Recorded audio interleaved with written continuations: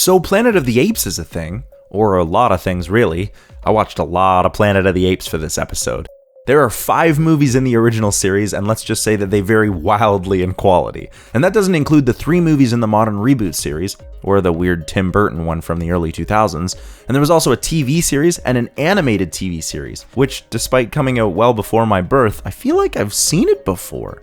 With the sheer amount of media produced around this series, you'd think that the franchise would be super popular, especially after the success of the newer movies. But this saga is a bit of a conundrum. Most people have heard of it, and many people have seen the first movie, but the franchise never hit the big leagues the same way that Star Wars would a decade later. The first movie is certainly a cornerstone in science fiction media, and like all good science fiction, there are some really smart questions being asked, but the sequels never seem to be able to maintain that momentum. I first watched the Tim Burton Planet of the Apes at a friend's place when it came out on home video. I don't remember retaining much from it on that watching. And after that, I didn't really think about the series until my undergrad, where I took a class on film music, and the first movie in the series was required viewing. The music is very angular and kind of comical, but it's indicative of the way that film music was treated at the time.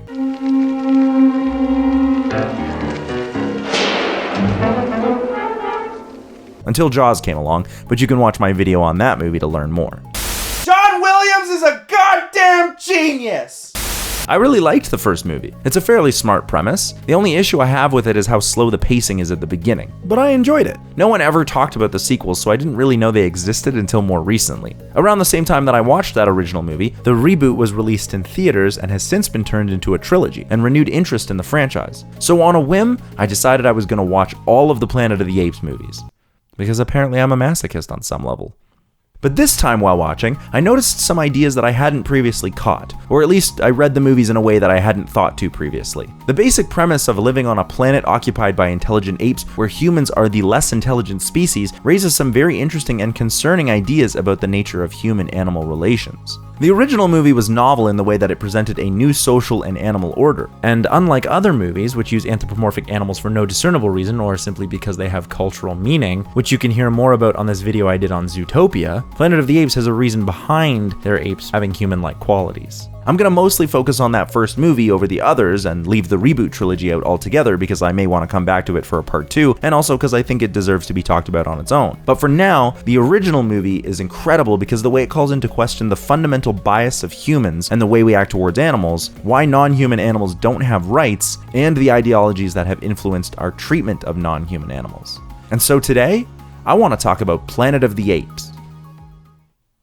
The first movie was adapted from the 1963 novel La Planète des Singes by French author Pierre Boulle. Sometimes translated as Monkey Planet, the first book was well received, and as Boulle's other book, Bridge on the River Kwai, was a critically acclaimed award-winning film, Planet of the Apes was quickly snatched up and put into production. The script was adapted by several different authors and rewritten a couple of times. Apparently the first draft had the Ape Society even more advanced, but was changed for budgetary reasons. Even after this, the Fox executives were still unconvinced that a movie would work because of the technical limitations of putting apes on screen. A screen test was done with what would be most of the final cast to show how the prosthetics could be used to make the apes look relatively believable. I'm a sucker for practical effects, and for the time, you gotta admit that that's pretty damn good, and very iconic. The screen test also included the incredibly talented and quite famous Charlton Heston in the lead, which would only have persuaded the executives even more. Filming only took about 2 months, and in 1968, a year before A Man Would Land on the Moon, a movie about a man on another planet landed in theaters.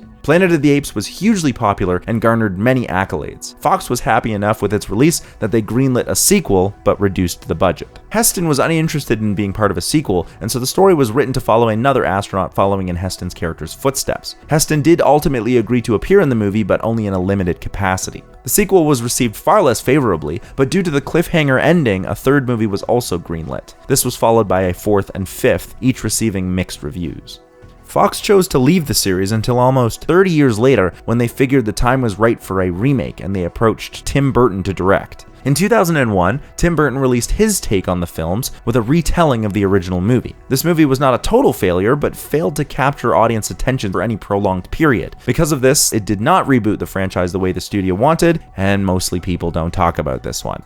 A few years later, writing duo Rick Jaffa and Amanda Silver penned a movie about genetic testing on apes and pitched it to Fox as a reimagining of the origins of Planet of the Apes. This would eventually lead to Rise of the Planet of the Apes and its two sequels, Dawn of the Planet of the Apes and War for the Planet of the Apes. As of right now, there are also rumors for a planned fourth movie in the rebooted universe because of how successful they are, and because somebody thinks more money can be made off of them. Money that would be made by Disney now, by the way. We probably don't have to worry about apes taking over, just money-hungry corporations. But I digress. On to the summary. In case you haven't had the first movie or its iconic ending ruined for you, or you want to watch any of the other movies, this is your spoiler warning. Planet of the Apes starts out with an astronaut named Taylor preparing to hibernate for a long space journey. When he wakes up, he and his two remaining crew members have crash landed on a strange new planet, and then they spend an inordinately long time crossing the wastelands looking for anything. Probably the plot of the movie. Then they find some humans, but instead of introducing themselves, they just stand there and pontificate, which turns out to be fine because these humans can't or won't talk. But then some apes show up and capture and hunt the humans for an inordinately long time, probably looking for the plot of the movie. Lucky for them, Taylor is the plot, and so they capture him, and then the movie can actually begin. Unluckily, Taylor's throat is injured, and he cannot speak out loud. These apes are intelligent and have created a social order and culture including religion, economics, and politics. The ruler of the society is an orangutan scientist and a religious official named Dr. Zaius. Taylor is taken to a research facility and watched by a chimpanzee named Dr. Zira, who takes a liking to him because of his apparent speech mimicry. They also give him a female woman who he names Nova. After some time, Taylor's throat heals and he attempts to escape, only to be captured again, where he speaks out loud. Take your stinking paws off me, you damn dirty ape! Shocked, a tribunal is held to determine what to do with Taylor. He is given very little input because he is a man and not an ape, and the apes believe that their lawmaker ruled that apes are the dominant species. These are the religious ideologies that Dr. Zaius chooses to uphold and rules against Taylor. With the help of Dr. Zira and her husband Cornelius, the group escape into the Forbidden Zone, where they find a cave. In the cave, they find artifacts of human civilization, irrefutable proof that humans were the dominant species before the apes. But then the party is surrounded by Dr. Zaius' men. Taylor takes Dr. Zaius hostage and negotiates his and Nova's freedom, where they wander through the Forbidden Zone for an inordinately long time, where they stumble across the plot twist. God damn you all to hell!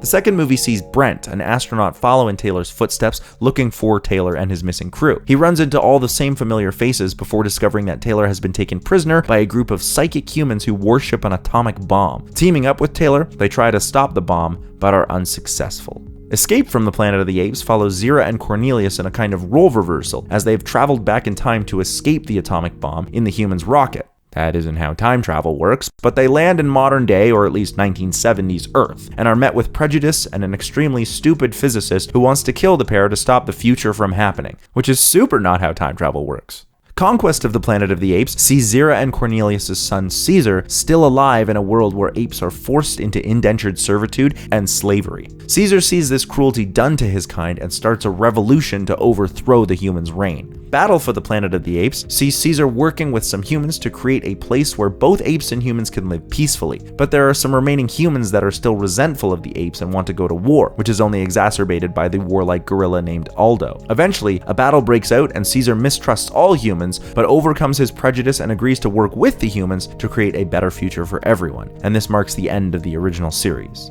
The 2001 remake follows the same basic premise but changes up the names and characters a little bit. It does try to explain how the apes got there in a different way, and it does do something interesting with that ending. Check it out, it's Ape Broham Lincoln. But other than that, it's pretty much the same. The more recent reboot trilogy works as a kind of retelling of the original movie's origins, possibly even in a parallel timeline which led to the original movie before the divergence which would have taken place when any of the characters jumped through time. But I'll leave a full summary for later in case I want to come back to those movies in a future video. As the original movie series continued on, it became very apparent that the conflicts were often centered around segregation and racism, especially in the last two movies. I'm not going to disagree with that reading, but I will say that allegories for racism can be tricky and leave it at that. What I found more interesting about this reading is that it's very comparable to another form of prejudice that I think this series really encapsulates, and also started as a comparison to racism. Speciesism is a term that was coined in 1970 by psychologist Richard Ryder. In a short pamphlet titled by this new word, Personhood, he compared the treatment and experimental testing of animals to the way that people of color had been treated in the past and to some extent still were and are treated. He argued that the reason for this treatment was the same kind of prejudice and othering that was used to rationalize racism, things like social Darwinism. The torch for anti-speciesism has since been taken up by the famous activist and philosopher Peter Singer. Singer gets into the weeds about how and why we make distinctions between human animals and non-human animals, and most of the arguments that he makes are incredibly apparent in the first Planet of the Apes movie, and somewhat in its sequels. The biggest reason for othering that occurs is because humans do not see themselves as animals. As social creatures, we often categorize ourselves by certain commonalities, and then distinguish ourselves from anything that doesn't share those traits. We do this by country or race or political ideology, and then other and often vilify anything or anyone that doesn't share that same attribute. Speciesism comes about the same way, but it's caused by how we define what a human is and is not. I don't think it's hard to see that Planet of the Apes draws attention to speciesist bias, especially in that first movie. Several human-like traits are afforded to these apes, and they're generally viewed as something only humans can do. We see the apes have a system of agriculture, they engage in sport for fun, they have a governing system, and most evidently for the plot, they can talk. This is one of the primary sources of conflict for Taylor. He clearly understands what's going on, but because of his injury, he is incapable of communicating through speech, and thus he is treated as though he is less intelligent and stupid. One of the primary ways that humans differentiate themselves from non-human animals is based on our intelligence, which we often measure by our ability to communicate. In Planet of the Apes, we can see that the apes speak clearly and even have scientific discourse. They create art and have complex social order and laws. Like talking, these are all things that humans take to be signs of intelligence and uniquely human. But these apes are in a fictional story. There's no truth to this. It's just a nice fantastical premise. The humans in their time are stupid, so it's a fun role reversal. This is true, but because Taylor, a human, is treated the way apes have been and still are treated in our real world, we immediately identify with his plight because we're naturally empathetic towards humans. Another speciesist bias, by the way.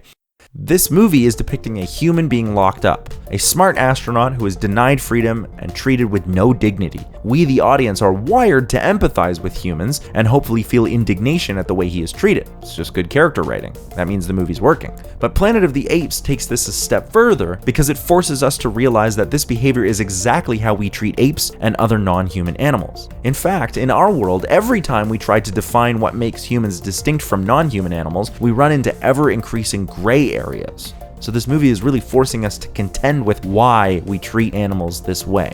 Planet of the Apes asks us to really look at what we think makes us distinctly human, and then it flips it on its head. The apes believe humans are stupid because they cannot talk, but this turns out to be false, and not just because of Taylor. In Beneath the Planet of the Apes, there's an entire advanced civilization of humans, and they've exceeded the apes in technology. Not so much in the ethics department, though. We're a peaceful people. We don't kill our enemies. We get our enemies to kill each other. That is not how morality works. Nova also speaks near the end of this movie, proving that apes were wrong about humans in general. Also, that's just great character growth for a character who has little to no personality. Let's not forget that at the end of the first movie, we discover that Planet of the Apes is in fact Earth, meaning that the only difference between the apes and humans of today versus the ones in the movie is time. We do treat other humans differently over time. Children, for instance, need guidance and become adults with time, a shorter amount of time, but we don't lock children up or perform vivisections on them. I mean, we could do that, but it would be morally wrong to do so. If time is the only thing keeping the apes from achieving a level of intelligence comparable to humans, then we really shouldn't be treating them poorly. And Planet of the Apes only uses apes. Who's to say that any other species couldn't inherit the Earth given time? So long and thanks for all the fish. This is just one example, but time and time again, what we think makes us human is in fact not really all that unique, both now and with respect to time. There is a problem with this intelligence argument though, one that is inherently biased in favor of humans. The argument is still based on the idea that a species, or possibly individual's value, is based on their intelligence. Taylor was treated as special by Zira before he spoke because of his apparent intelligence. He was given a pretty female because Zira wanted him to be happy and breed. Her thinking was that his offspring might have been intelligent as well. Intellect is treated as a kind of asset or capital, to use the Marxist term, and we respect it. But should intelligence be the only caveat of whether we treat an animal with respect or not? Singer doesn't think so, and neither does Planet of the Apes.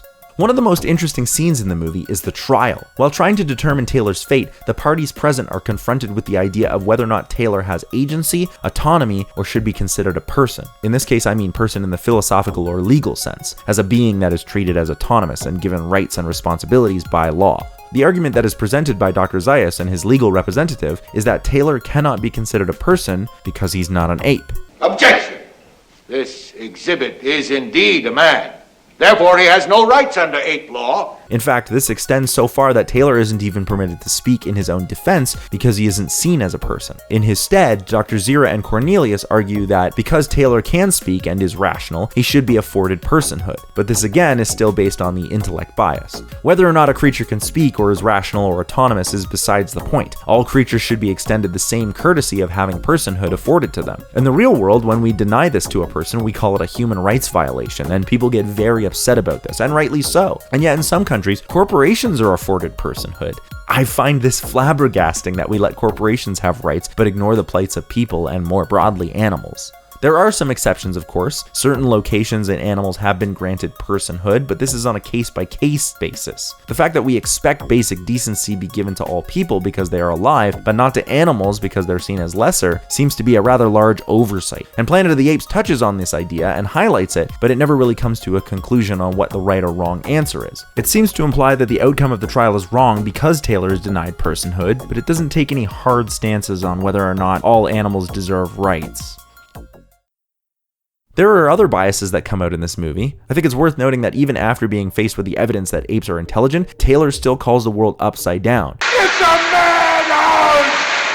A madhouse! As though the world he's in ought to have humans on top of the social order and not apes. That's his own speciesist bias.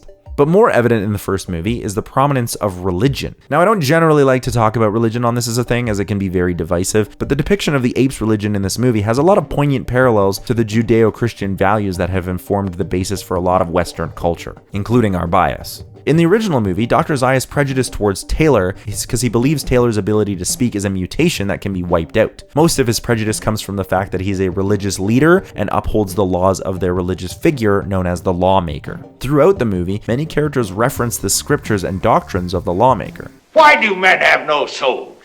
What is the proof that a divine spark exists in the simian brain? Dr. Zaius and many others use this as a means of justifying their reason for their prejudice. Humans cannot be smart because the lawmaker dictated that the laws only apply to apes, and because his word takes precedence over anything and everything else, it follows that any evidence to the contrary must be wrong and destroyed.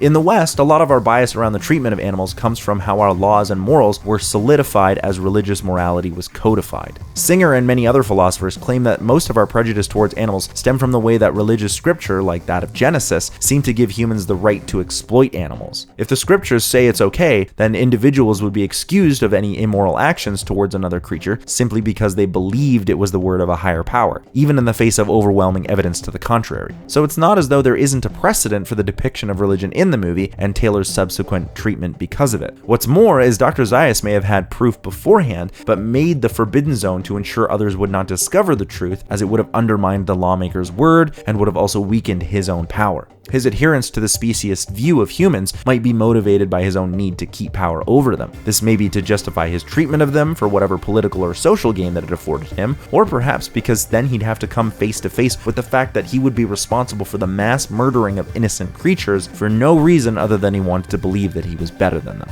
I think some combination of both is what plagues most people in the real world, and I think it's why we implicitly tend to not want to think about animal suffering. Easier to not have to grapple with those kinds of thoughts if non-human animals are kept out of sight or are seen as necessarily lesser.